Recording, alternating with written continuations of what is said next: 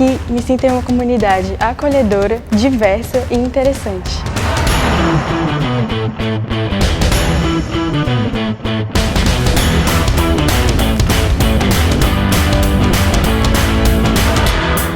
Eu gosto muito de sentar com os meus amigos, a gente conversa e compartilha as experiências que a gente teve ao redor do mundo.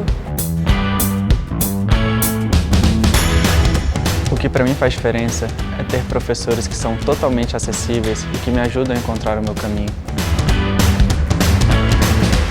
O diferencial do DP não é só o que acontece dentro da sala de aula, mas as inúmeras atividades extracurriculares que enriquecem o aprendizado.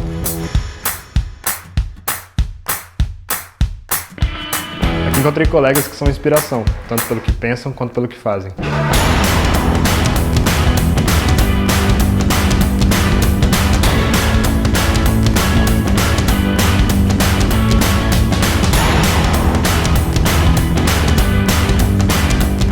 Por mais seja um ambiente acadêmico, nós realmente nos importamos com as pessoas e com as aplicações no mundo real.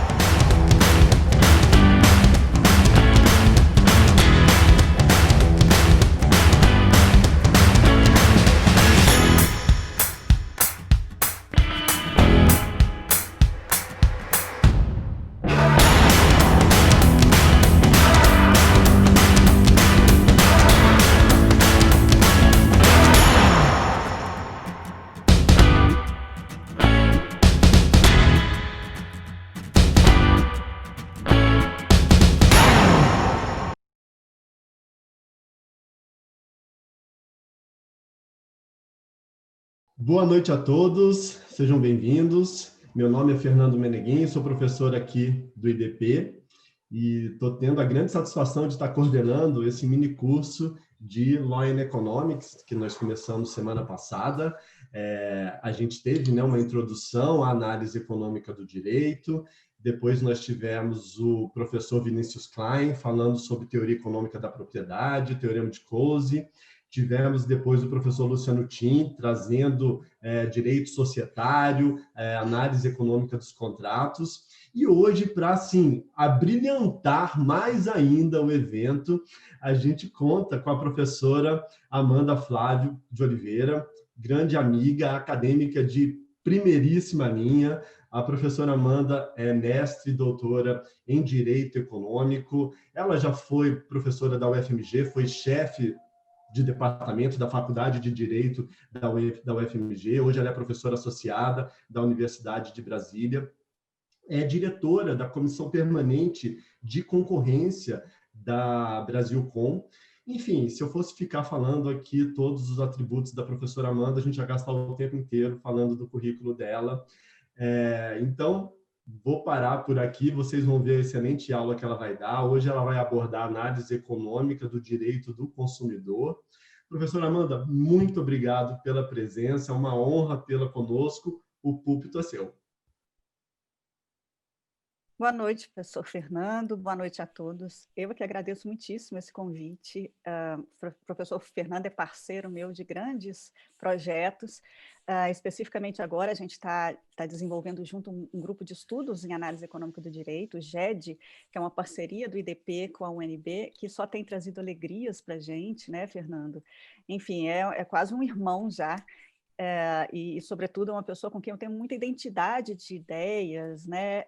Enfim, estou vendo aqui, inclusive, viu, Fernando, a Sara perguntando como faço para participar desse grupo de estudo. O grupo agora está quase encerrando, Sara, porque as atividades foram todas ao longo do semestre, mas ano que vem a gente vai divulgar amplamente, ele está em todas as redes sociais, tá? Ele se chama GED, está em todas as redes sociais, a gente vai divulgar amplamente logo no início do ano a abertura da seleção. A gente tem que ter uma seleção para poder ter um número de participantes que permita um aproveitamento bom para todo mundo, né? Então, por favor, acompanhe, e todos vocês, tá, gente? Sara e todos os demais, vai ser uma alegria tê-los conosco. O Bruno está dizendo aqui que o GED tem um podcast. De fato, eu ia mencionar isso agora, Bruno. O GED tem um podcast, tá, gente? Está no Spotify, está em outras plataformas também. E a cada 15 dias a gente tem entrevistado, eu e o Fernando, junto com alunos que nos acompanham, a gente tem entrevistado gente de primeiríssima qualidade Então, fica o convite também para vocês assistirem. Nós já tivemos 2 episódios que estão disponibilizados e mais 2 já no forno saindo. Não precisa ser do IDP, não precisa ser da UNB, basta ser interessado em análise econômica do direito. Enfim, a gente tem, de fato, muitas parcerias juntas, eu e o Fernando Meneguin, e aí, quando ele me fez o convite para participar desse evento, eu falei, bom, vindo de você é só coisa boa, né? E é o que eu espero, que a gente tenha uma noite agradável juntos, conversando sobre análise econômica do direito do consumidor, coisas que parecem ser incompatíveis, né, Fernando? Assim, tem gente que acha que análise econômica do direito e direito do consumidor não são conciliáveis, né? E a intenção, então, nessa noite é de demonstrar para vocês que isso precisa ser superado, essa ideia precisa ser superada, e a análise econômica tem muito a oferecer para o direito do consumidor, tá? Então, muito prazer estar aqui com vocês hoje, muito obrigada, Fernando, por esse convite, e eu espero que a gente tenha uma noite proveitosa. Gente, vocês, por favor, fiquem à vontade para colocar perguntas no chat, tá bem? Vocês, por favor, podem ir perguntando, inclusive, ao longo da minha exposição, tá? Se forem perguntas que sejam possíveis de serem incorporadas ao longo da minha exposição, eu acho que fica até mais dinâmico e eu o farei. E se for alguma coisa que destoe do que eu estou falando no momento, aí eu deixo para o final, para a gente poder discutir ao final, tá bom? Então, mas, por favor, fiquem completamente à vontade, tá? Porque eu gosto desse dinamismo. Inclusive, eu acho que fica mais para de noite, especialmente, né? Afinal, são 7 horas da noite, né? Acho que fica mais agradável para todo mundo, tá bom? Mas, enfim, gente, é isso. Vamos falar sobre a análise econômica do direito do consumidor. E que história é essa, né? Por que a análise econômica do direito do consumidor e o que ela teria a nos dizer? Bom, primeiro de tudo, eu queria lembrar para vocês que a gente está completando esse ano 30 anos de Código de Defesa do Consumidor no Brasil, né? E, no entanto, é verdade que muito já se evoluiu em termos de maturidade do direito do consumidor ao longo desse tempo, mas a verdade, gente, é que 30 anos depois, a gente está ainda num cenário de muita insatisfação sobre os resultados obtidos, né? Então, principalmente nos setores regulados, o número de reclamações nos órgãos de defesa do consumidor permanecem tão altos quanto sempre foram, né? E, enfim, a gente ainda tem muitos problemas de consumo para serem resolvidos e a gente ainda tem muitos, enfim, uma insatisfação real ainda manifestada pela sociedade, né? E o porquê que isso pode estar acontecendo se a gente tem uma lei que é considerada uma das mais detalhistas do mundo, uma das mais completas do mundo, né? O Código de Defesa do Consumidor brasileiro é considerado uma lei completa, uma lei detalhista, uma lei principiológica, que não deveria, por isso, então, se desatualizar. O que aconteceu, então, que 30 anos dessa lei, que efetivamente tem uma eficácia, né, num país em que as leis não pegam, disse por aí que o Código de Defesa do Consumidor pegou, e de fato ela é popular, né? As pessoas sabem da existência do Código de Defesa do Consumidor, as pessoas sabem da existência de entidades de defesa do consumidor, que são muitíssimas, né? Mais de 1.000, né? Se a gente olhar Procon, só de Procon tem mais de 900, e todos os demais, a gente vê que, na verdade, a gente tem um descompasso entre uma legislação considerada de eficácia reconhecida, nós temos órgãos capilarizados por todo o país de defesa do consumidor, mas nós ainda temos muita insatisfação. E o principal, gente, para além dos problemas de consumo, a gente ainda tem um consumo muito caro no Brasil, né? Então, as coisas aqui ainda são muito caras, né? Os produtos, os serviços são muito caros, ainda mais se a gente compara com outros países. Por que que isso acontece? E há solução para isso, né? Bom, a ideia que eu quero desenvolver essa noite, gente, que eu já antecipo desde já a ideia geral, a minha conclusão, é que, na verdade, a gente está apegado a uma disciplina do direito do consumidor ultrapassada. Tá? Na verdade, gente, toda essa disciplina que hoje prevalece no Brasil sobre o direito do consumidor se apega a um primeiro momento, um primeiro movimento da defesa do consumidor no mundo todo, e que o mundo já evoluiu e nós não, nós continuamos insistindo nela. Então, o que acontece? se nós tínhamos um modelo aplicável a um determinado momento e a técnica evoluiu e nós não acompanhamos essa evolução, os problemas persistem sendo os mesmos. Então, à medida que o tempo passa, o mercado se aprimora, altera, e novos produtos, novos serviços surgem, e a gente tenta aplicar a esse novo cenário uma disciplina que vem de um outro momento, a gente insiste em resultados que são ineficientes. E a análise econômica do direito pode ser um bom caminho, e parece ser um caminho seguro de a gente aprimorar esse modelo. Tá?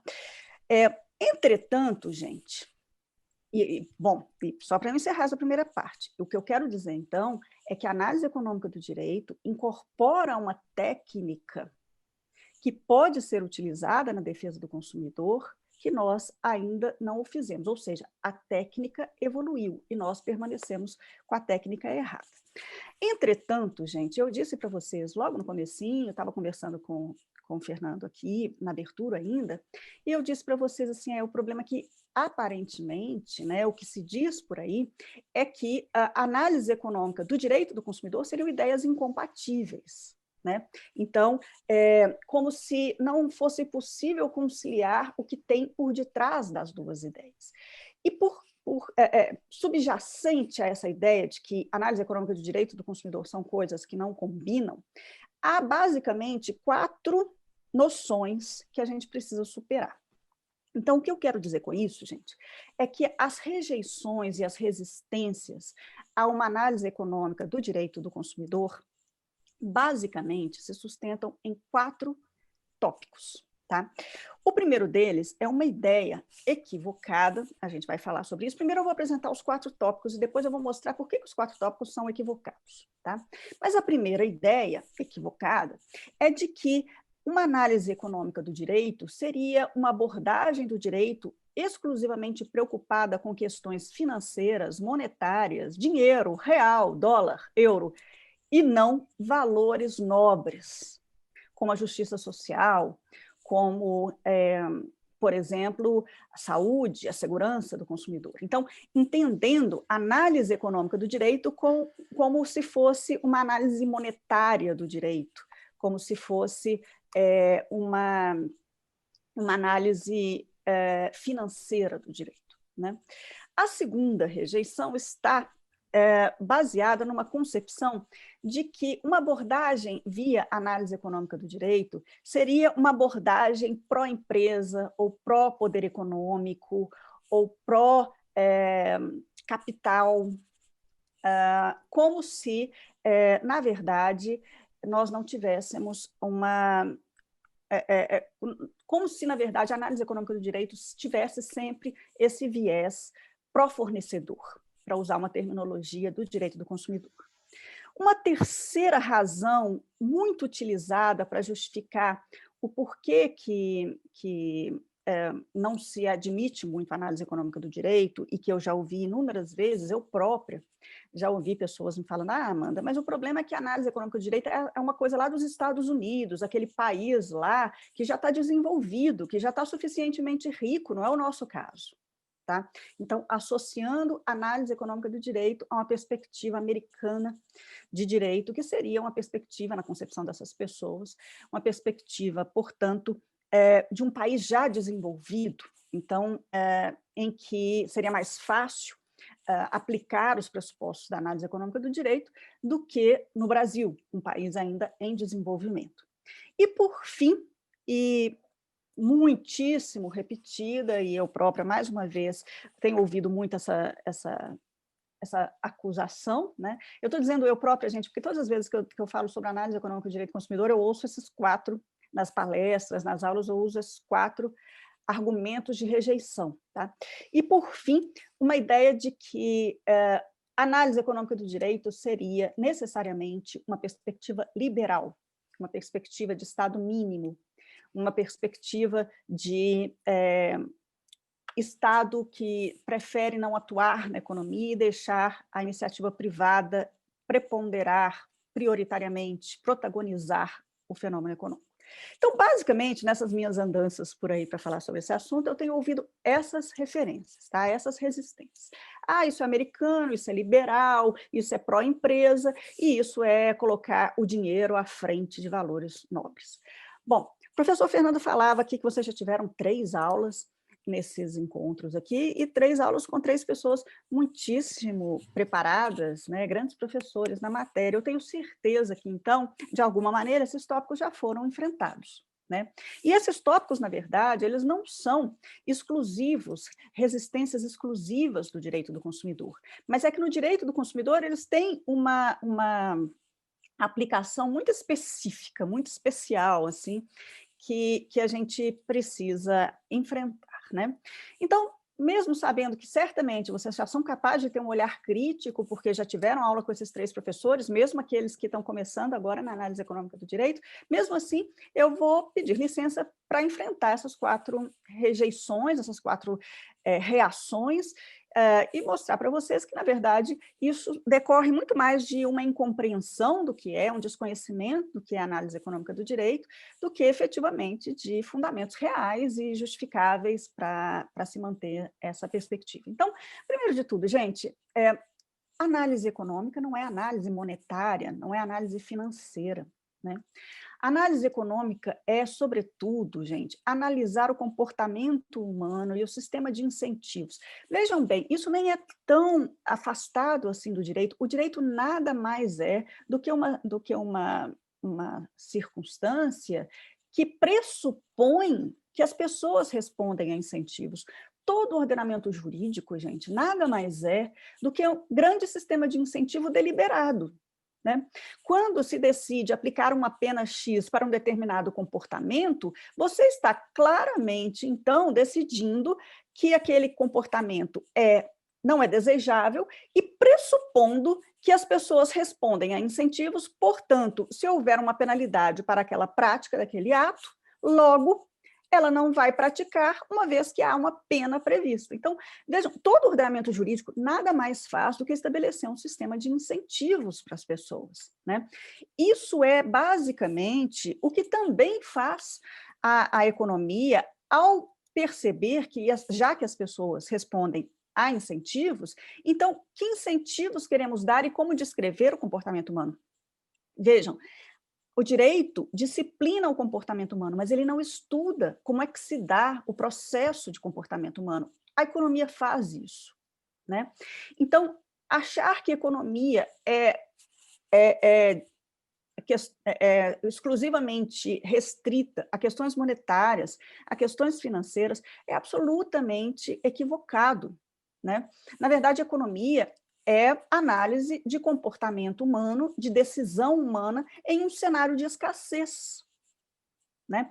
Então, quando a gente fala em análise econômica do direito, o que a gente está pretendendo não é sobrepor dinheiro a valores nobres, mesmo porque a análise econômica do direito, isso já deve ter sido dito, então eu vou dizer novamente aqui, a análise econômica do direito, gente, ela não tem em si uma proposta de solução, ela é apenas um instrumental, ela não define o objetivo tem que ser esse, ela é um instrumental para atingir o objetivo escolhido politicamente, né? Então, se o objetivo escolhido politicamente, no nosso caso, é o bem-estar do consumidor, então a análise econômica do direito vai mostrar como é que se faz para atingir mais fielmente esse objetivo escolhido politicamente.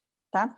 Então, vejam, análise econômica do direito não é sobrepor dinheiro a valores. Os valores são previamente definidos, não é pela análise econômica do direito, é por decisão política, tá? E uma vez definidos os valores e seus objetivos, a análise econômica do direito, valendo-se de ensinamentos de técnica desenvolvida pela economia, apresenta um instrumental sobre como atingir esses objetivos de forma mais eficiente, de forma mais efetiva. Tá? Então, primeiro de tudo, a gente tem que superar essa ideia de que análise econômica é análise monetária, assim, isso realmente não pode se sustentar, porque isso realmente não é o que ocorre, na verdade, né? Então, o primeiro item que a gente precisa afastar aqui e demonstrar que há um grande equívoco nessa interpretação. O segundo exemplo, aliás, a segunda causa de rejeição, né, as pessoas dizem que a análise econômica do direito seria uma abordagem pró-empresa, uma abordagem pró-poder econômico, uma abordagem pró-capital, uma abordagem pró-fornecedor, que é o termo utilizado pelo Código de Defesa do Consumidor. Nada mais equivocado, mais uma vez. Já existem estudos, não no Brasil, porque nós não somos pródigos em estudos empíricos, mas já existem estudos que demonstram como determinadas normas são muito mais normas elaboradas com o intuito de se favorecer o consumidor, de se proteger o consumidor, de produzir bem-estar para ele. Tá? Na verdade, elas são muito mais hábeis a fechar mercado, a elevar barreiras à entrada e favorecer empresas que já estão lá estabelecidas, do que qualquer outra coisa. Tá?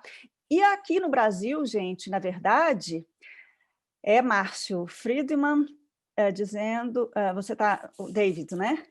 É isso, assim, na verdade, Márcio, assim, a gente suspeita-se que, especificamente no Brasil, inúmeras das disposições existentes de defesa do consumidor servem tão somente para favorecer empresas já estabelecidas no mercado, tá? Porque encarecem, é o filho do Milton Friedman, porque encarece, eu estou lendo aqui, respondendo a isso mesmo, Alberto, David é filho do Milton, porque encarece a atuação e ergue barreiras de tamanhas exigências, né, ergue barreiras que fecham o mercado. Né? Infelizmente, a gente vê muito disso acontecer nos mercados regulados hoje em dia, né? E, em especial, quando a gente trata de questões relacionadas à economia de plataforma. Vocês estão vendo aí o grande esforço que empresas já estabelecidas no mercado tradicional têm feito para impedir e atrapalhar o desenvolvimento das economias de plataforma nos seus mercados. E no direito do consumidor, gente, sem ser regulação no direito do consumidor propriamente, você encher de exigências e encarecer a atividade do fornecedor, nada mais faz do que fechar mercado. Tá? Não pode citar ele, porque vão acusar a gente de neoliberal. Eu nem sei o que é neoliberal, Alberto. Assim, eu sei o que é liberal, eu sei o que é libertário. Agora, neoliberal em si já é uma palavra pejorativa, mas é isso aí mesmo. Mas eu estou querendo dizer apenas para vocês, e eu vou chegar lá na questão liberal, tá, Alberto?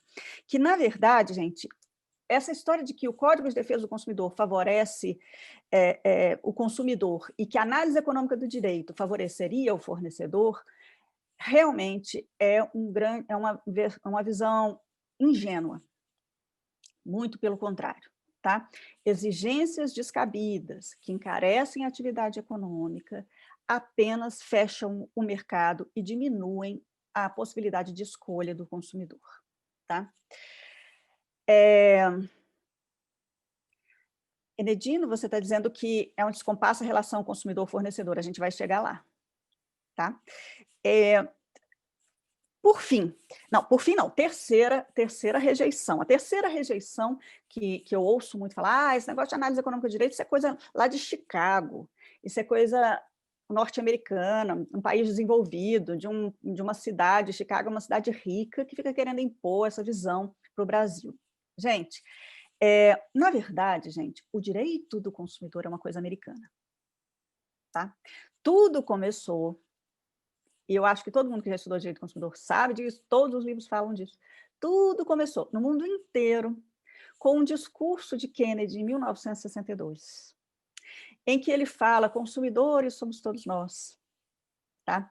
E, na verdade, gente, o que aconteceu a partir de então é que não apenas os Estados Unidos, década de 60, como o resto do globo, a partir dessa década, passaram a estabelecer regras de proteção do consumidor. Tá? Mas se a crítica análise econômica do direito é coisa americana, então eu digo que o direito do consumidor também é coisa americana.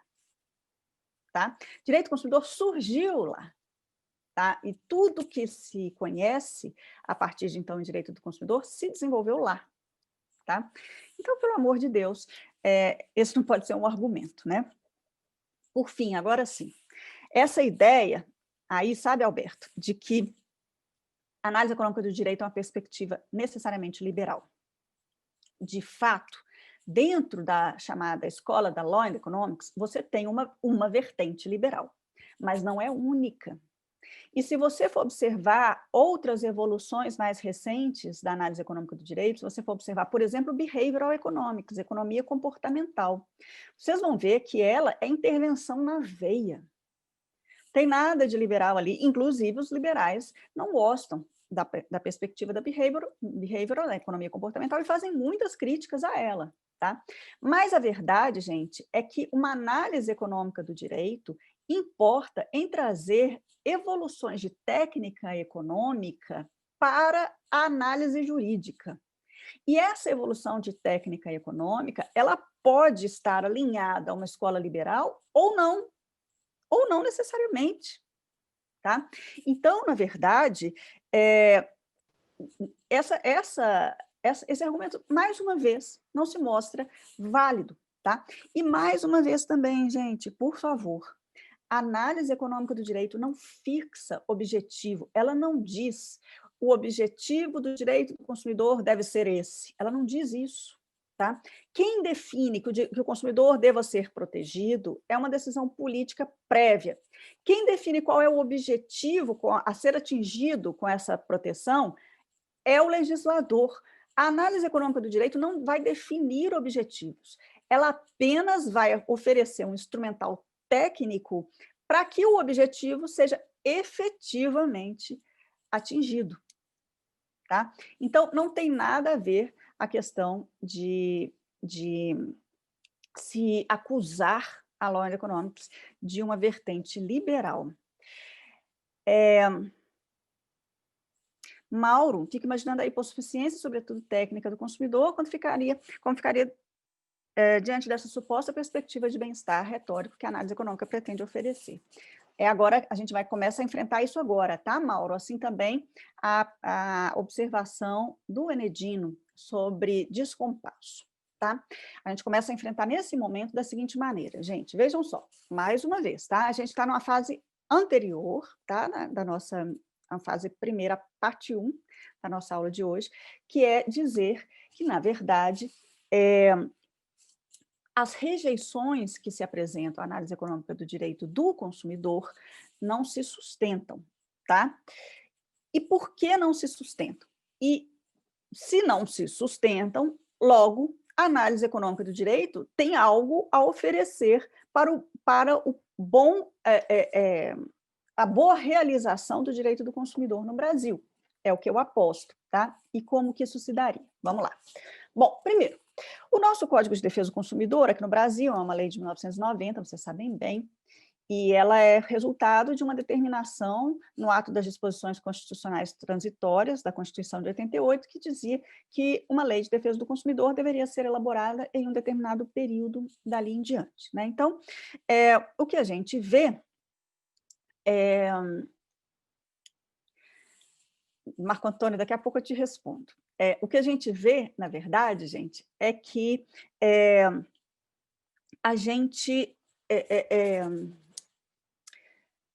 em 1990, e na verdade em 1988, né, a gente se alinhou a um movimento global que começou em 1960 e que no Brasil ainda não tinha encontrado espaço. Tá? Então, vejam, em 1990, então, por causa da determinação da ADCT, foi elaborada uma lei de defesa do consumidor atendendo a um pressuposto que estava, um princípio que estava consagrado na Constituição de 88, que estabelecia que a defesa do consumidor era uma escolha constitucional. Então, primeiro de tudo, gente, olha só, a defesa do consumidor está no texto constitucional elencado como princípio da ordem econômica, como princípio como direito fundamental, e na ADCT, a determinação de elaboração de um Código de Defesa do Consumidor. Tá? Ou seja, essa decisão política já está tomada. Ninguém está pretendendo, com a análise econômica do direito, apagar isso do cenário, tampouco revogar isso, ou ser contra isso. Essa decisão já está tomada. Tá? E o Código de Defesa do Consumidor, de 1990, foi elaborado, então, seguindo essa ideia, seguindo essa determinação. Tá? Foi elaborada a partir de um alinhamento que o Brasil fez a um movimento global inteiro. Como eu disse para vocês, em 1962, nos Estados Unidos, num discurso de Kennedy, startou no mundo essa ideia de nós elaborarmos leis de defesa do consumidor, leis de proteção do consumidor. E essa ideia se espraiou por todo o globo, e no Brasil foi na década de 90 que ela veio a ganhar corpo. Só, gente, que acontece que essa primeira fase, lá de 1960 a 1970, dessa década, dessas 2 décadas, nos Estados Unidos e também no resto do mundo, partiu-se de uma ideia, de uma concepção, aí eu começo a responder a pergunta do Enedino. Olha só, partiu-se de uma ideia, Enedino, de que havia, nas relações de consumo, uma disparidade e uma fragilidade entre uma e outra pessoas envolvidas. Né? Então, você tem, de um lado, o consumidor, de outro lado, o fornecedor, sendo que o consumidor sempre está em uma situação de fragilidade que o nosso código chamou de vulnerabilidade. Mas vejam, acontece, Enedino, que aquela disciplina do direito do consumidor que o Código de Defesa do Consumidor brasileiro incorpora foi desenvolvido nas décadas de 60 e 70, não apenas nos Estados Unidos, mas em todo o globo. E essa ideia e essa disciplina partiu de um mercado de consumo que existia nessa época, partiu de uma concepção de relação de consumo que existia nessa época, partiu do desenvolvimento técnico que ciências afins tinham àquela época, e eu estou me referindo aqui à economia, à psicologia, etc., se partiu do nível tecnológico existente naquela época. Então, quer dizer, essa disciplina é uma disciplina que se desenvolveu e aconteceu a partir da realidade daquela época e com as informações que aquela época tinha. Tá?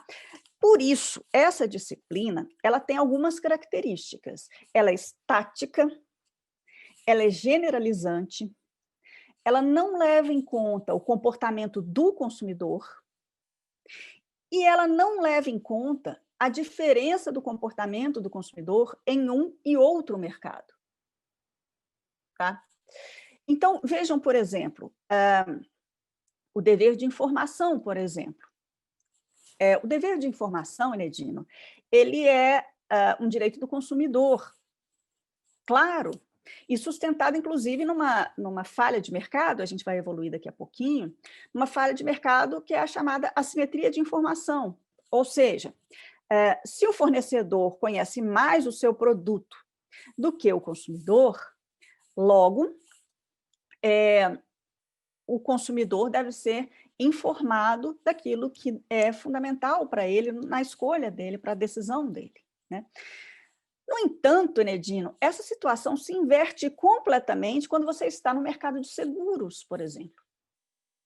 O mercado de seguro-saúde, um mercado de seguro de vida, um mercado de seguro de automóvel, em que o consumidor é que detém as informações mais relevantes para efeito de uma decisão consciente de parte a parte.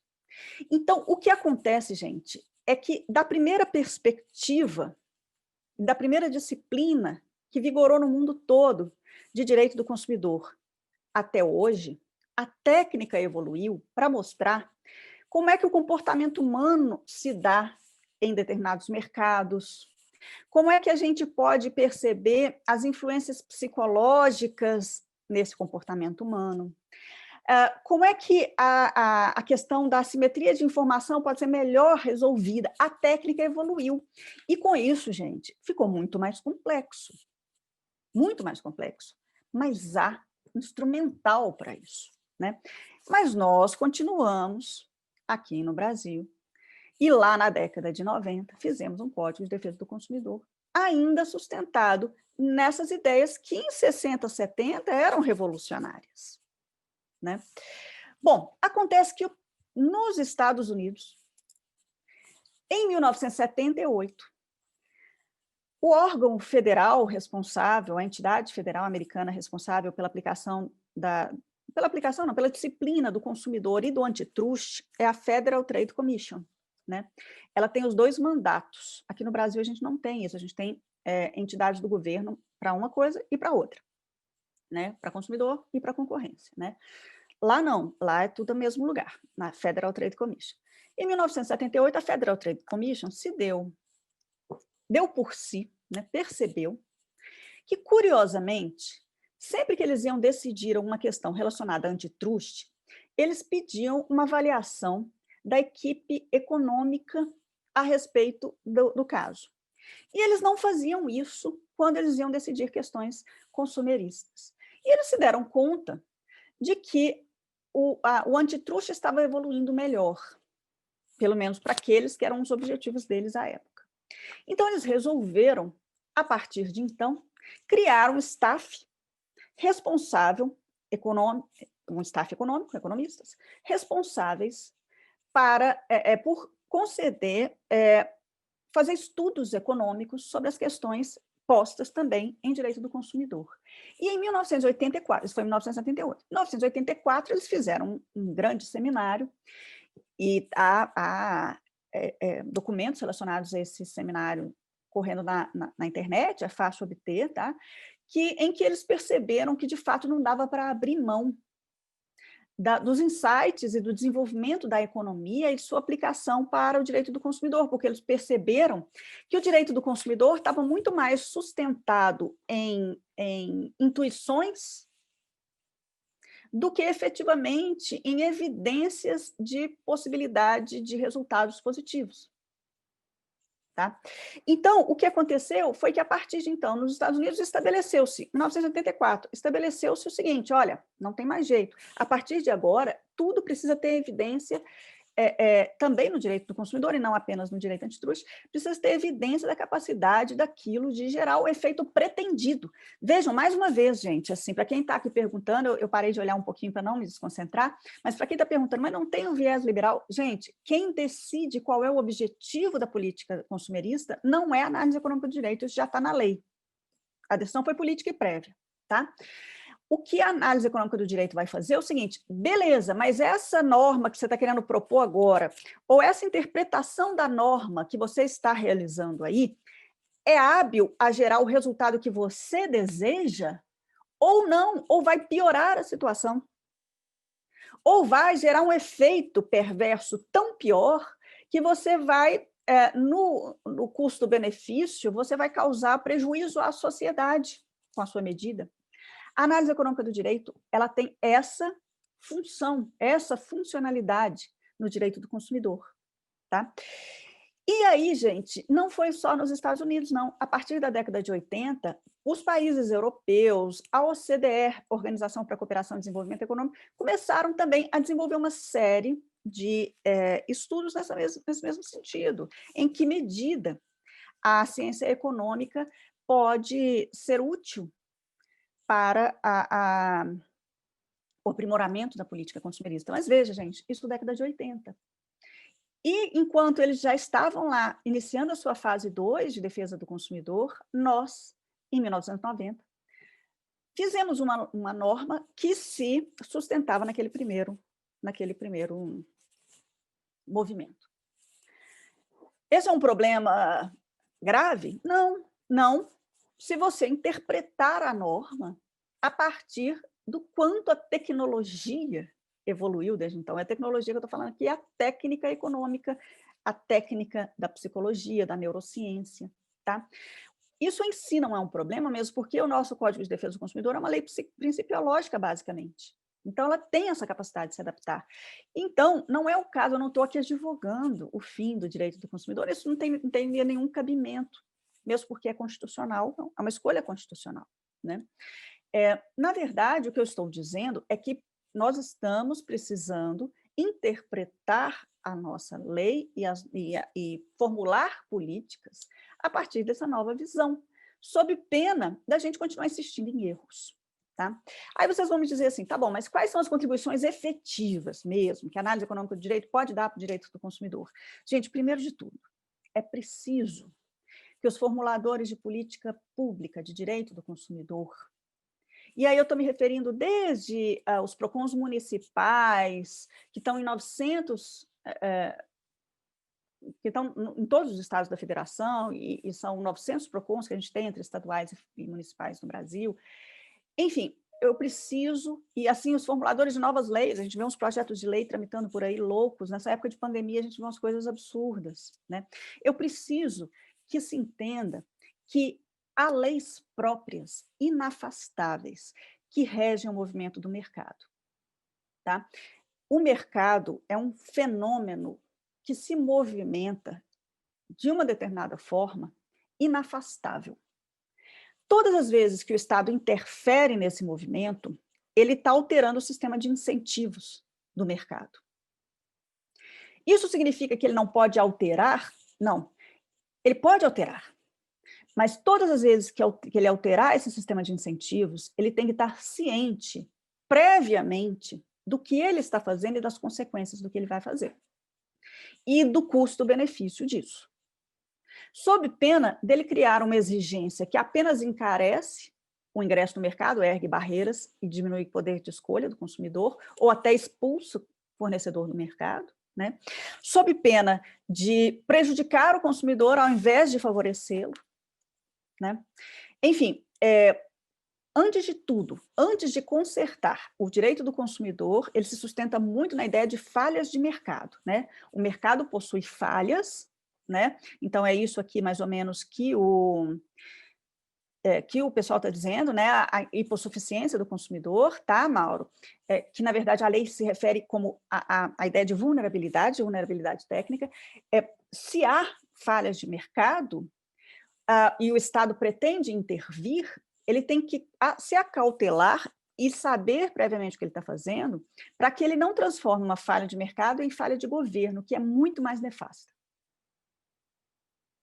Tá? Primeiro. Segundo, o seguinte, gente, é preciso que os nossos legisladores e nossos agentes públicos, os formuladores de política pública, entendam, tenham noção de certos conceitos econômicos que são fundamentais. Tá?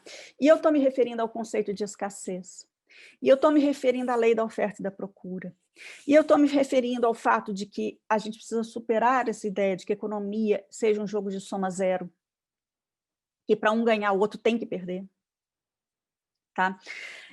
A gente tem que compreender que falhas de mercado podem ser convertidas em falhas de governo, com prejuízos muito maiores à sociedade. A gente tem que entender conceitos de utilidade marginal decrescente. O que é utilidade marginal decrescente?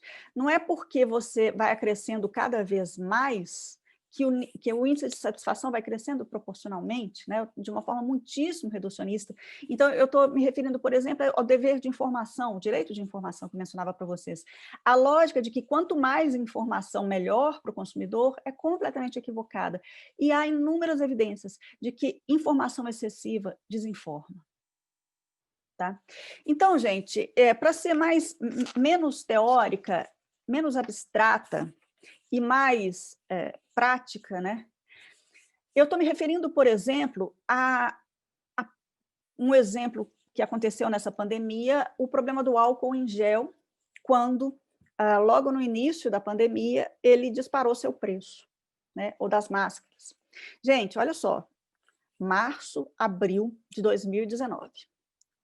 Se eu falasse com vocês assim, gente, alguém tem um álcool em gel 70 graus aí para me arrumar em casa? Vocês certamente não teriam. Eu não tinha. Eu nunca tive álcool 70 em casa. Né?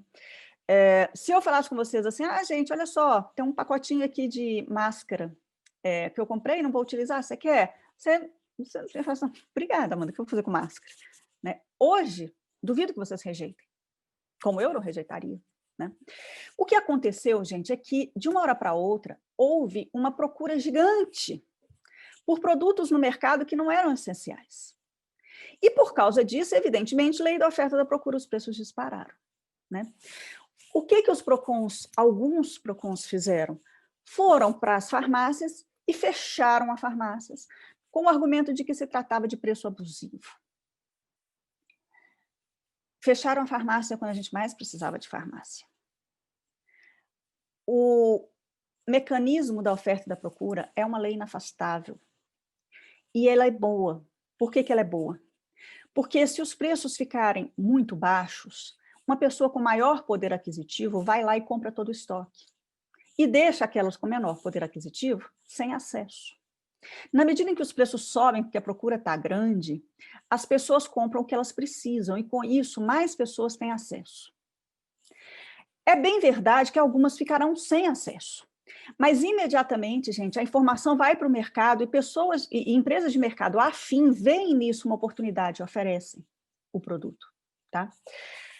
Hoje, se vocês entrarem em qualquer mercado, em qualquer farmácia, vocês vão encontrar todo tipo de álcool em gel, de cheirinhos ótimos, com todo tipo, que vocês quiserem, né? E aí vocês vão me dizer, foi porque os PROCONs puniram os preços abusivos que isso aconteceu? Não. Foi porque a lei da oferta e da procura agiu perfeitamente? Também não. Sabe por quê, gente, que isso aconteceu? Porque havia uma norma da Anvisa que dificultava as empresas atuarem no mercado de álcool em gel. No momento da pandemia, e que todo mundo estava precisando de álcool em gel, o presidente do CAD, que é o nosso órgão antitruste no Brasil, esteve na Anvisa pedindo que se verificasse a possibilidade de analisar a adequação daquela exigência nesse momento específico.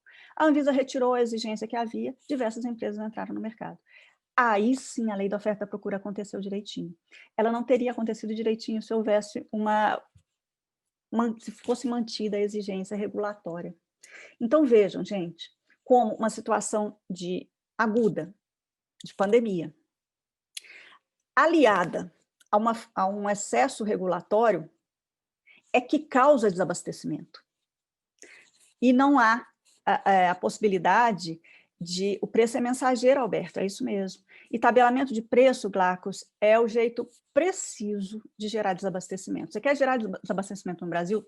Tabela preço, tá? Vai ser tira e queda, você vai conseguir. Parabéns, você vai conseguir. Há inúmeras evidências disso, tá? Luciana, exatamente isso, tá? Vejam só a ANS, os excessos regulatórios, gente. A ANS foi criada supostamente para proteger os usuários de planos de saúde, né? O que pelo menos anseiam as entidades de defesa do consumidor. Na verdade, não deveria ter sido criada para isso, né? Mas a verdade é que estabelece a ANS que a negociação de reajustes de planos de saúde coletivos pode ser livre. E o reajuste de plano de saúde individual tem que ser aprovado pela ANS. O que acontece é que os planos de saúde individuais hoje são proibitivos. Os planos de saúde simplesmente não oferecem, não existe, ninguém consegue, não existe, né?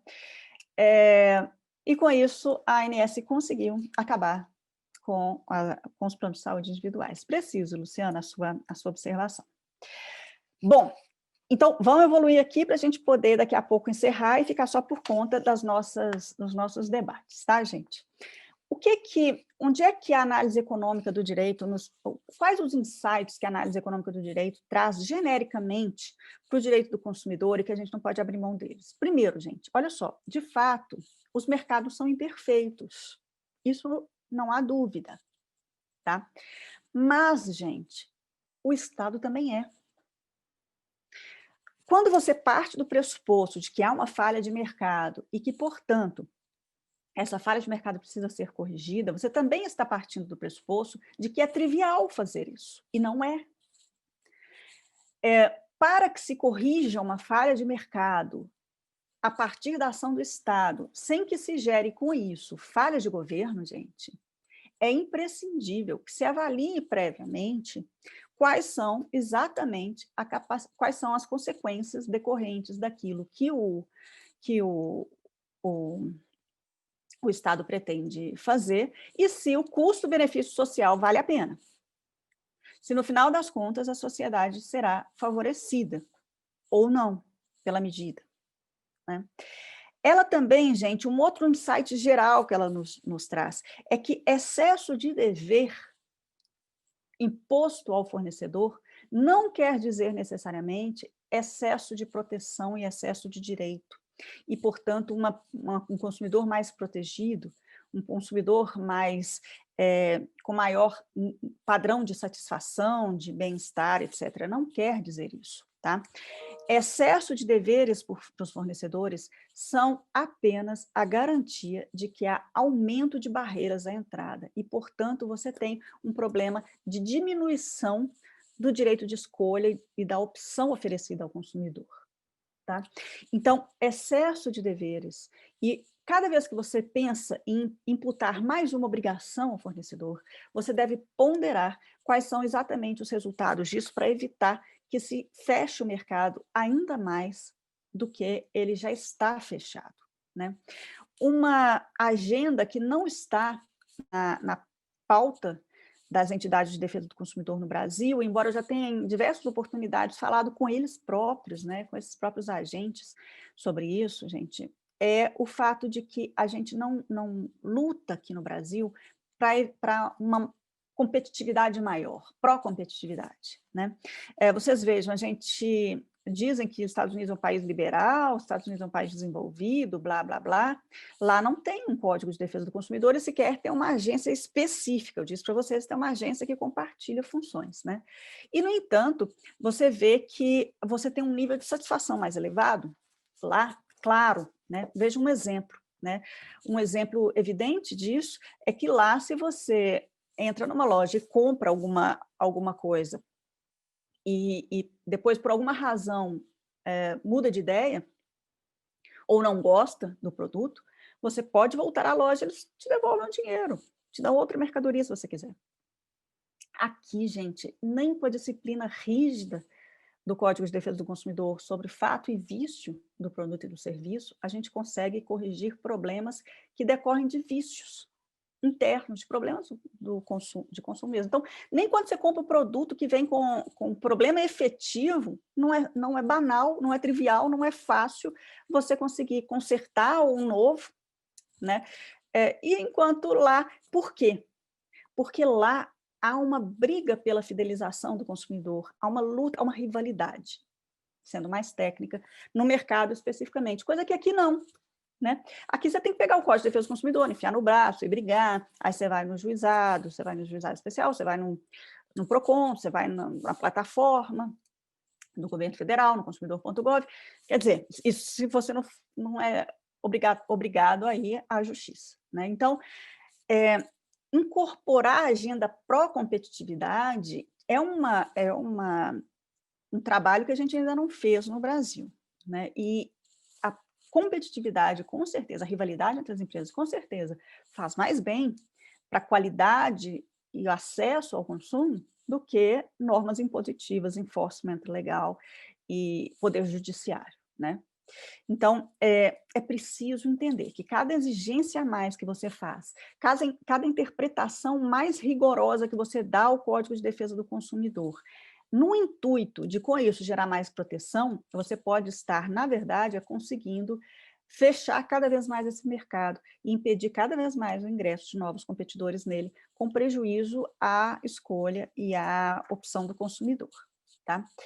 Então, gente, para a gente ir encaminhando para a parte final já, e aí eu já estou fazendo reflexões finais para em seguida a gente poder discutir, que passou um tanto de pergunta, um tanto de comentário aqui que eu pulei, né? Eu diria para vocês, gente, que o que acontece no mundo todo, há diversos documentos da OCDE, Organização para a Cooperação e Desenvolvimento Econômico, há diversos exemplos no mundo inteiro, dos Estados Unidos à Europa, e passando por diversos outros locais, outras jurisdições, que nos mostram que a defesa do consumidor realizada, praticada, foi se sofisticando com esses novos conceitos, com essas novas compreensões, com essas novas ideias. Então, eu falava agora há pouco de economia comportamental, por exemplo, de behavioral economics, né? Diversos países já colocaram escritórios de análise de políticas públicas com base em evidências de economia comportamental, por exemplo. né? Diversos países já fazem análise prévia, que agora algumas leis estão trazendo como exigências análise de impacto regulatório, né? Então, a gente tem essa exigência na lei de agências reguladoras, a gente tem essa exigência, por exemplo, na lei de liberdade econômica, mas, assim, as coisas foram evoluindo, a técnica foi evoluindo a partir da evolução de ciências afins. E isso foi sendo incorporado pelo direito do consumidor praticado no mundo inteiro. E nós não, nós continuamos com aquela visão de que o consumidor é sempre mais frágil em todas as relações, que ele sempre tem menos informações, de que o comportamento dele é sempre aquele, não importa em que mercado, mesmo com tudo que se evoluiu de lá para cá sobre estudos de comportamento humano mesmo, né? Então, essa concepção chapada, generalizante, estática de direito do consumidor, ela já se deu espaço no mundo inteiro. E a gente aqui continua insistindo nela. Não é o caso, repito, mais uma vez, eu não estou falando que vai ser preciso revogar o Código de Defesa do Consumidor, não é isso que eu estou dizendo. Eu estou dizendo que a gente precisa fazer políticas públicas a partir do Código de Defesa do Consumidor, que é, sobretudo, principiológico. E a gente precisa fazer interpretações da lei que considerem esses novos insights, essas novas informações, etc. Tá?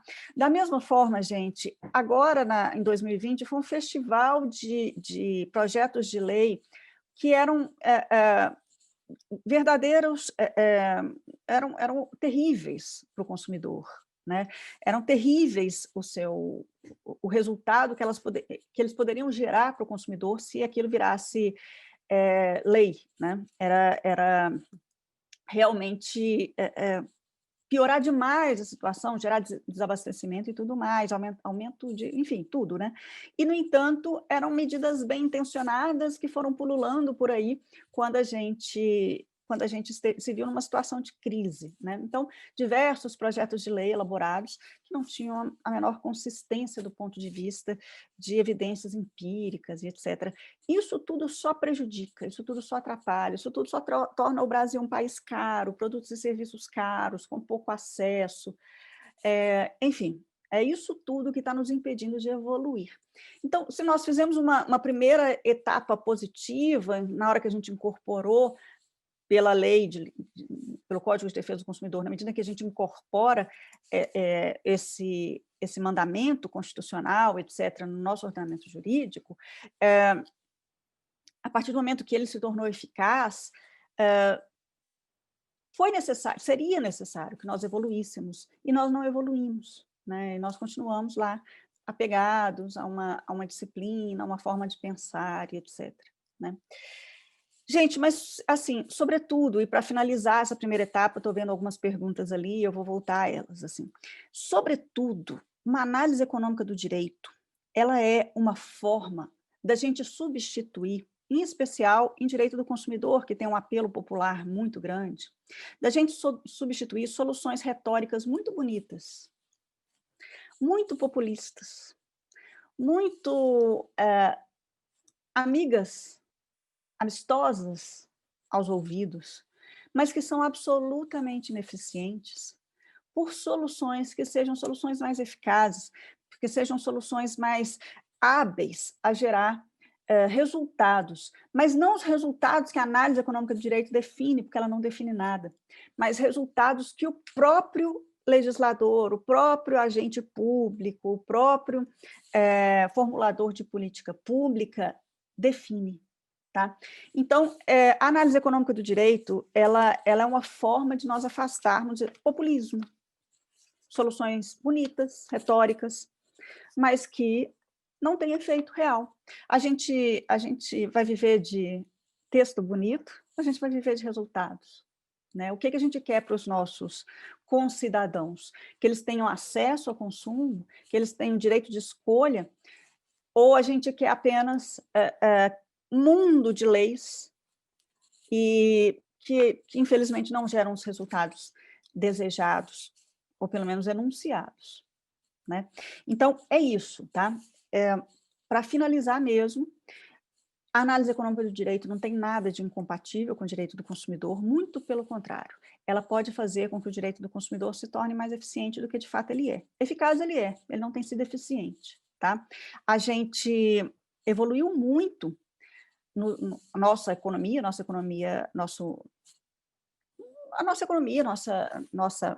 movimento econômico no Brasil nas últimas décadas, e nós persistimos com uma disciplina de uma realidade que era de 60, 70, e não diz respeito à realidade atual, tá? Então, na verdade, passa da hora de nós evoluirmos para esse novo caminho, em que a gente supera resistências infundadas, como eu disse para vocês, nada do que eu ouvi até hoje sobre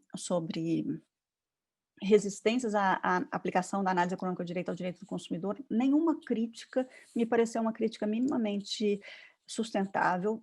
São críticas que muitas vezes se sustentam tão somente em desconhecimento ou em a intenção de refrear um movimento, porque, de fato, ele retira espaço para populismo, né?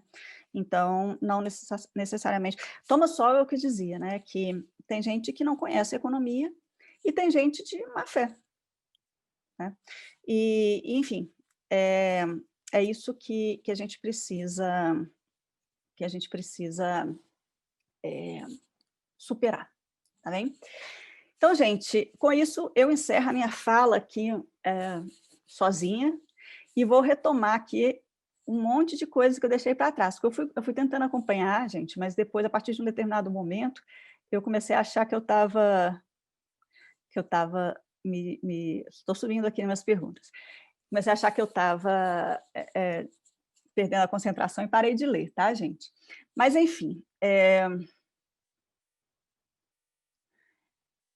Mauro, sobre essa questão da vulnerabilidade que eu te falei, como eu te disse, tá? A análise econômica do direito não nega a vulnerabilidade técnica do consumidor, não mesmo, tá? Ela apenas tenta trazer resultados mais efetivos na compensação dessa falha, tá? Mas a questão da vulnerabilidade não é incompatível com uma visão de análise econômica do direito, tá, Mauro? Renato, essa exposição nos ajuda a perceber o caráter instrumental, que não pode... Ora, foi da ciência que partilha as teses... Então, é isso, sabe, Renato? E isso aí tem a ver também com o que o Marco Antônio está falando aqui em cima. E também o Alberto Cavalcante em seguida, tá? Então, esses três eu vou responder juntos. Olha só, a análise econômica do direito, ela está relacionada à incorporação pelo direito de questões e evidências e desenvolvimentos que são estudados por outras disciplinas, né? Eu tenho um texto escrito sobre isso, gente, publicado até, chamado Análise Econômica do Direito e Direito do Consumidor. E eu escrevo esse texto em coautoria com um amigo, João Acioli, e logo no comecinho do texto a gente começa falando assim, olha, os problemas, eles não são de uma ou de outra disciplina, os problemas sociais. Os problemas sociais, eles são. E a gente precisa empregar aqueles que se dispõem a resolver esses problemas, a gente precisa empregar a melhor técnica possível para a resolução desses problemas. Se a melhor técnica possível passa necessariamente por diversas disciplinas ou ciências, a gente querer fechar o problema e a solução àquilo que a gente sabe, não é exatamente honesto, né? E a verdade é que não apenas a economia, mas também a psicologia, a neurociência, evoluíram de uma tal maneira a contribuírem necessariamente para o melhor direito e o melhor direito do consumidor, né? A gente abdicar disso não parece ser uma boa solução. Agora, a economia e a ciência econômica, ela tem diversas concepções, diversos vieses e diversas ideologias, e elas vão, de alguma maneira, interferindo e influenciando essas análises que se faz da questão jurídica, né? Então, como eu disse para vocês, assim, se você pega a análise econômica do direito tradicional, digamos assim, ela é, de fato, sustentada em valores liberais, né? Então, aquela que está relacionada, por exemplo, à Escola de Chicago. Agora, se você pega a Behavioral Economics, que é uma evolução da análise econômica do direito, né, que parte dela e dá um passo além, né, ela é absolutamente intervencionista. Gente, eu vou só dar 3 minutos aqui o que é o Behavioral Economics, porque eu não sei se vocês sabem do que eu estou querendo dizer. A Behavioral Economics é o seguinte, gente, desenvolvimentos da economia comportamental e da psicologia também demonstraram que, embora o ser humano seja racional, como é o pressuposto econômico, né, os seres humanos são racionais, essa racionalidade é limitada. Quer dizer, em muitas situações, o ser humano se comporta de forma diferente daquela que seria a racionalidade esperada dele, tá? Acontece que esses desvios de racionalidade, eles são sistematizáveis e compreendíveis, e todo mundo desvia igual, as pessoas desviam igual, independente de sexo, de religião, de formação cultural, de formação educacional, independente de qualquer coisa, tá? As pessoas, seus comportamentos em diversas situações são de forma sistematizável, diferente daquilo que a racionalidade pressuporia. Então, eles chamaram isso de racionalidade limitada e começaram a descrever essas situações de racionalidade limitada e classificar, tá? Então, eles classificaram isso em heurísticas e vieses, que seriam vieses comportamentais e heurísticas que indicam como é que nós nos comportamos. Então, para dar um exemplo de dos comportamentos descritos, né, e que é muito intuitivo para a gente está cansado de saber que a gente é assim, eles descreveram que o ser humano não sabe fazer uma análise, a sua decisão, ela não é racional no tempo, tá? Então, quer dizer, a gente tem dificuldades, em outras palavras, a gente tem dificuldades de tomar decisões que nos causem um sacrifício agora para obter benefícios futuros. Tá? A gente tem nessa análise entre presente e futuro, a gente muitas vezes se comporta no longo prazo de forma contrária aos nossos próprios interesses. Então, é aquela história de eu quero perder 10 quilos, mas só hoje eu vou comer esse brigadeiro, porque para quem está querendo perder 10 quilos, o que esse brigadeiro aqui vai prejudicar? Quando, na verdade, esse brigadeiro, no longo prazo, né, a gente tem dificuldade em sacrifícios momentâneos para obter vantagens futuras, né? Essa vertente, que é a economia comportamental, né, ela parte do pressuposto que, uma vez que está descrito como que as pessoas e os consumidores, no nosso caso aqui, de fato se comportam, o legislador pode, conhecendo essa realidade, estabelecer normas que de fato corrijam o comportamento humano, tá? Os liberais são muito críticos dessa escola, porque eles falam que isso sim isso é intervenção na veia, né, gente? Isso sim é você conduzir o comportamento humano partindo do pressuposto de que você sabe para a pessoa o que é melhor para ela. Né? E que isso seria muitíssimo autoritário e que isso, inclusive, sacrificaria de uma forma indevida a liberdade humana. Tá? Então, vejam, essa vertente, que é da Behavioral Economics, da economia comportamental, e que é muito aplicada ao direito do consumidor, e que está ganhando espaço no mundo todo, e que há diversos países com escritórios de behavioral para analisar as políticas públicas sob esse viés, a capacidade delas de alterar comportamento humano, etc., não tem nada de liberal, muito pelo contrário. E, no entanto, é uma evolução da análise econômica do direito. Tá? Então, gente, não necessariamente, tá, Marco Antônio? E também, eu disse que era o Renato, o Alberto, que estavam debatendo sobre isso, né? De fato, não tem correlação necessária entre análise econômica e perspectiva liberal, não. Tá? Os punitive damages, que a Sara pergunta aqui. Então, há uma discussão, sabe, Sara, se o nosso ordenamento jurídico admite os punitive damages, sabe? Eu já tive a oportunidade de participar de inúmeras bancas de mestrado, doutorado, TCCs, etc., versando sobre isso. Há muita discussão sobre isso, né? Sobre o caráter dissuasório efetivo, né, das ações de reparação de danos no Brasil, né? Então, primeiro de tudo, Sara, assim, antes de a gente propor uma análise sobre essa perspectiva, a gente teria que ver se há compatibilidade com o ordenamento jurídico, né? Mas, de qualquer maneira, se você está tratando aqui, a sua preocupação é razoabilíssima, né? Porque ela está preocupada com o volume de demandas sobre os mesmos problemas nos tribunais. De fato, Sara, se você pegar aquele como é que chama? Justiça em números do CNJ, você vai ver que demandas de defesa do consumidor são um volume absurdo no Brasil, né? Enfim, em alguns temas fica ainda mais evidente, alguns temas, a maior parte das demandas de direito do consumidor versa sobre os mesmos temas sempre, né? De fato, é preciso encontrar uma solução para evitar isso. Eu, sinceramente, tenho percebido que grande parte desses problemas, e você faz referência, inclusive, de um mercado regulado, né, que é a Telecom, lá na Anatel, eu tenho para mim que muitos desses problemas de direito do consumidor, infelizmente, decorrem mais de falhas de governo, viu? E de excessos regulatórios. Pelo menos a minha experiência profissional e acadêmica tem me mostrado isso, que a gente acabou se excedendo demais na política regulatória no Brasil e elevando muitas barreiras à entrada. Tá?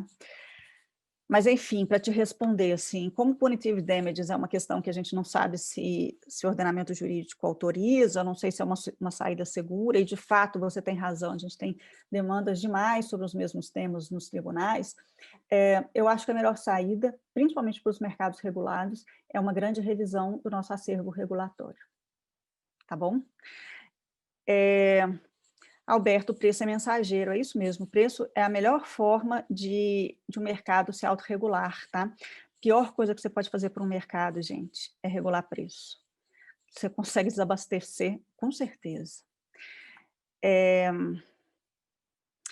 Marco Antônio, a gente de fato tem um capitalismo precário, assim, você chamou de capitalismo precário, eu chamaria de capitalismo de Estado, né? É um capitalismo, nós temos, de fato, um capitalismo, mas uma relação muito forte entre empresas e Estado, então empresas que já estão estabelecidas, né, no Estado, a gente tem ainda uma herança patrimonialista, um patrimonialismo ainda muito, muito arraigado na nossa sociedade. Enfim, a gente está muito distante de uma economia de mercado ainda no Brasil. De fato, esse é um dos problemas de direito do consumidor. Esse tipo de capitalismo prejudica bastante o desenvolvimento do nosso direito do consumidor, com certeza.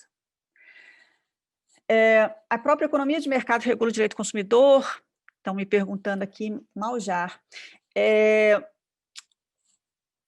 De fato, quanto mais livre o mercado, mais competitividade, tá? Eu atribuo, vocês vejam nos Estados Unidos quantos bancos existem, gente, e no Brasil quantos que nós temos, né? E, no entanto, temos o maior spread bancário do mundo por aqui, né?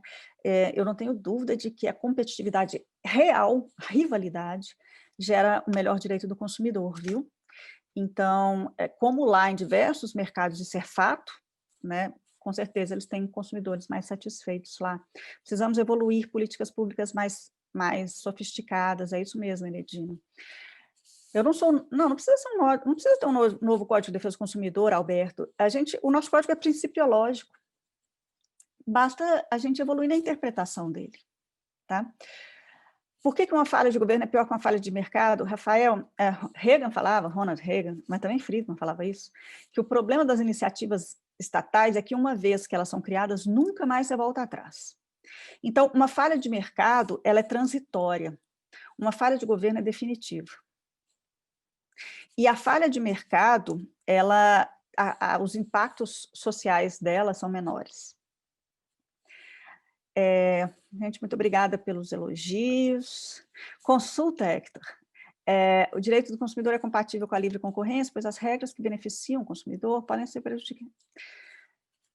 Então, é isso aí. Do Paraguai, Hector, que barato.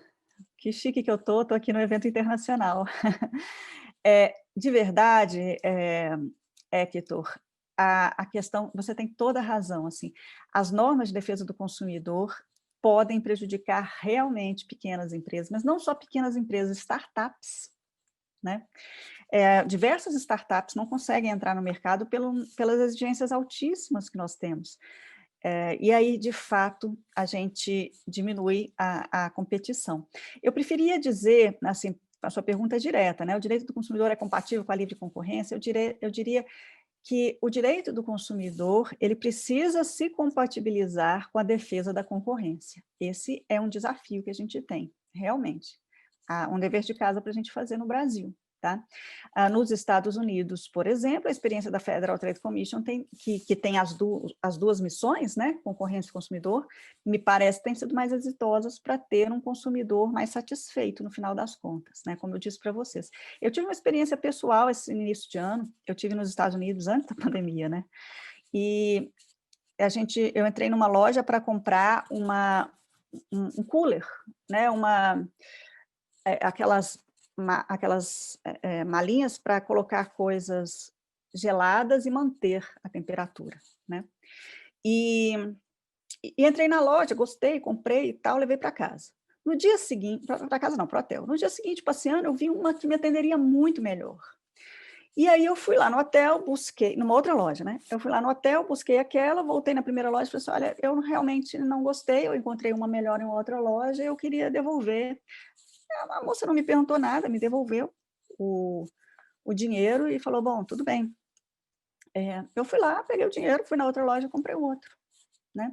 Esse exemplo é um exemplo simplório até, tá? Mas é para vocês perceberem como que a rivalidade efetiva pode fazer muito bem para o consumidor, né? Essas empresas estão disputando fidelidade. Aí me pergunta se eu vou querer voltar nessa loja número 1 futuramente para comprar coisas. Nossa, claro, me sinto respeitada lá nos meus anseios, né? Aqui no Brasil, se eu comprar uma mala dessa e no primeiro uso ela rasgar o fundo dela e soltar todo, e eu for atrás da empresa, é um problema, né? Vai levar, primeiro eles mandam para garantia, para consertar, consertam primeiro, tem 30 dias para isso, e assim né? E aí, o que acontece? Eu vou voltar na loja aqui no Brasil para comprar depois de novo? Vou, porque eu também não tenho grandes opções, né? Só tem elas, né? Kahneman tem um livro chamado Rápido e Devagar, que o Alberto Cavalcante está citando aqui. Gente, muito bom, recomendo, sobre economia comportamental. Tem um curso de Behavioral online na Universidade de Chicago, mestrado em inglês, português e espanhol. Fica a dica mesmo, Sara. Bacana. Ela colocou aí o link, tá, gente? Pedro, muito obrigada, Luiz Fernando, muito obrigada, Maljar. Muito obrigada pelo elogio.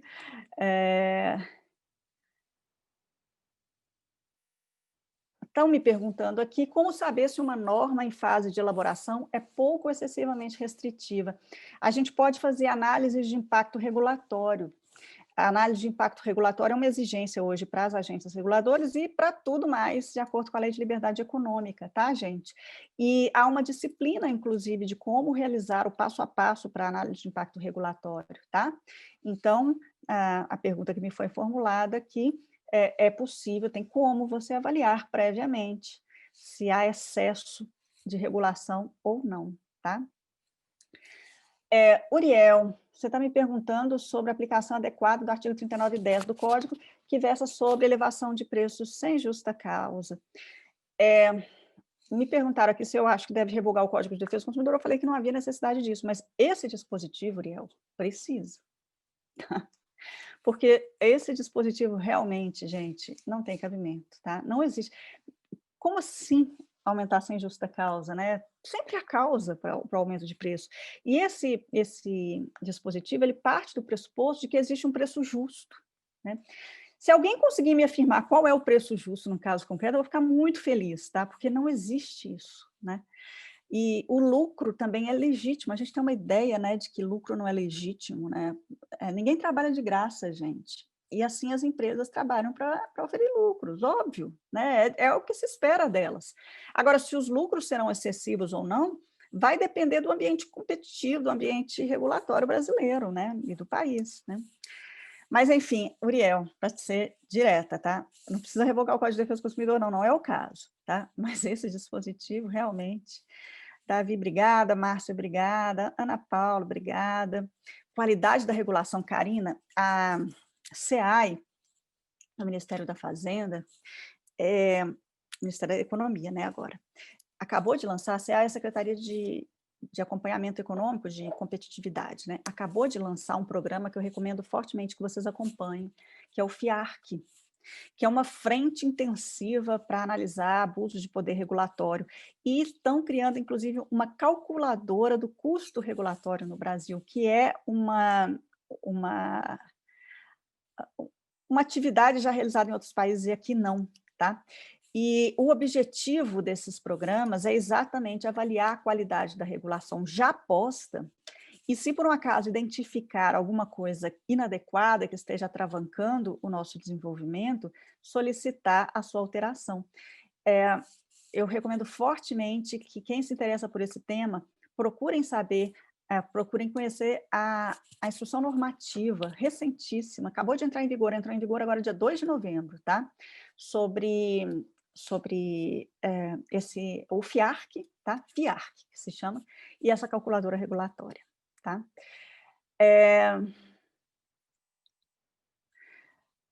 Formação de preço, Glacos, isso daqui, por acaso, é fogo amigo? O Glacos é me orientando, gente. Formação de preços em mercados digitais tem algumas controvérsias, não para mim, Glacos. Eu acho apenas que a gente está querendo... Isso mesmo, Sara, está aí a instrução normativa da SEAI de 2 de outubro, é esse mesmo. E foi lançada também uma calculadora regulatória essa semana, gente, que vai medir o custo da regulatória no país. Vocês precisam acompanhar isso, tá? Mas voltando aqui para o Glacos, que é fogo amigo, sabe? Que está querendo aqui uma resposta para ele colocar na dissertação dele. Ah, Glacos, te peguei. Glacos, eu não vejo essa controvérsia na formação de preços em mercados digitais. Eu apenas acho que é um novo mercado que em nada... que é apenas uma nova forma de se oferecer produtos e serviços, e em que o sistema de preços também vigorará, apenas a gente deixar acontecer, né? E, infelizmente, a gente está vendo por aí mais controle e tentativa de fechar, enquadrar as coisas naquelas velhas caixinhas do que sempre houve, né? E, enfim... Mas eu estou vendo que nós já estamos chegando aqui às 8h30, acho que a gente está encerrando, né? Eu queria agradecer muitíssimo, gente, a presença de vocês. Sara, muito obrigada. Vou até tirar um print da tela aqui, ó, né? É todo dia que a gente lê isso, ó, gente. Ó, print tirado.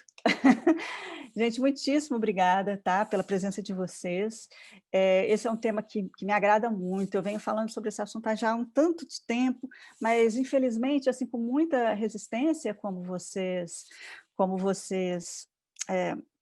ouviram, né, sempre, e resistências que não se sustentam, né, resistências que são muito mais fruto de preconceito, né, ou de desconhecimento, né, porque eu parto do pressuposto de que é isso, né, ou é preconceito ou é desconhecimento, né. Mas, enfim, eu gostaria muito de ver vocês debruçando sobre isso e debruçando sobre esses temas, que são temas sempre muito voltados à nossa própria qualidade de vida, né? Então, gente, olha, muito obrigada, Luciana, do IDP, eu acho que eu estou encerrando aqui. Gente, muito obrigada, e eu espero que a gente se encontre por aí em outras oportunidades, e eu fico à disposição de vocês, enfim, se quiserem mandar mensagens, com alguma dúvida remanescente, tá bem? Tá ótimo, professora. Obrigada pela aula, obrigada a todo mundo que acompanhou. E aí pode deixar que eu encerro aqui, professora. Mais alguma palavra ou podemos encerrar? Podemos encerrar. Boa noite para todo mundo, gente. Tá ótimo. Boa noite, pessoal, e até nossa próxima e última aula na quinta-feira.